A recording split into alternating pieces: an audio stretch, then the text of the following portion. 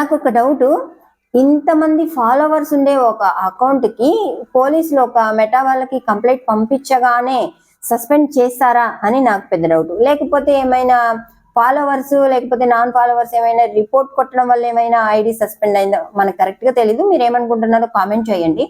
Okay, ఇంతకు ముందు ఈ నా అన్వేషణ గారు కామెంట్ చేశారు దేని మీద అంటే, శివాజీ గారు సామాన్లు చూపించకుండా డ్రెస్ వేసుకోండి ఇలా మాట్లాడారు కదా, దాని మీద.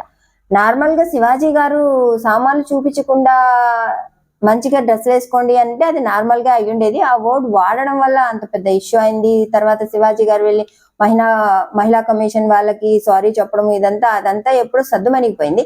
కానీ నా అన్వేషణ గారు ఆ దాంట్లో ట్రెండింగ్ దాంట్లో ఆ వీడియో తీసుకొని చేయడం వల్ల చాలా ఏమంటారు బ్యాడ్ గా తన మీద వచ్చేసాయి. దాని తర్వాత దాని దరిదాపుల్లోని ఈ ఇష్యూ కూడా జరిగింది.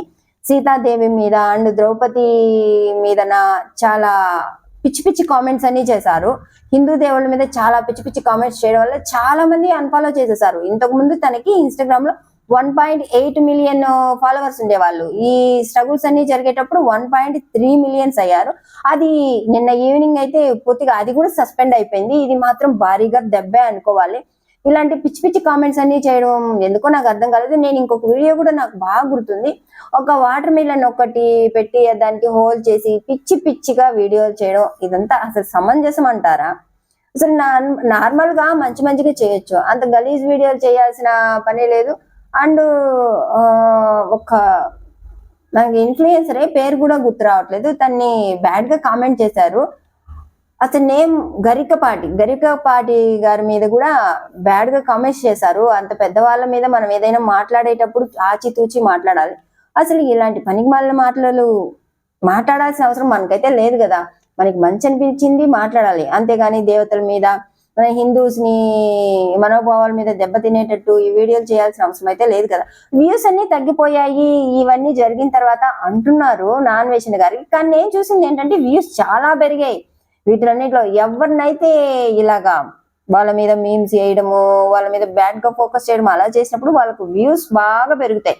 ఈ మధ్య ఎగ్జాంపుల్ కూడా చెప్తాను చూడండి. ఒక భార్య భర్తలు ఆమె చాలా మందితో అమౌంట్ కోసము బెదిరించడము, వాళ్ళ భర్త సీసీ కెమెరాల వాళ్ళు ఇంటిమేట్ అయ్యేటప్పుడు వీడియోలు తీసి వాళ్ళని బ్లాక్ మెయిల్ చేయడము, ఇది చాలా ఫేమస్ అయింది కదా.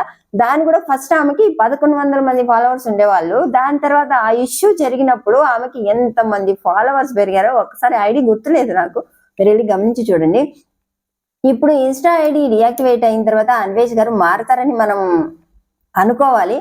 ఆల్రెడీ తను ఎక్కడో ఉంటున్నారు, ఇప్పుడు ఇండియాకి వచ్చిన తర్వాత అరెస్ట్ చేస్తారు అనుకుంటున్నారు. అది ఎంతవరకు నిజమో ఎంతవరకు అబద్ధం అనేది కూడా తెలీదు.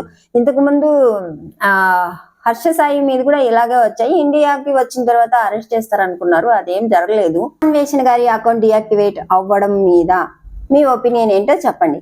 అండ్ యూట్యూబ్ ఇవన్నీ కూడా కరెక్ట్ గానే ఉన్నాయి, అవేమన్నా అయ్యే ఛాన్సెస్ ఉన్నాయో లేదో తెలీదు. మీరేమనుకుంటున్నారో చెప్పండి.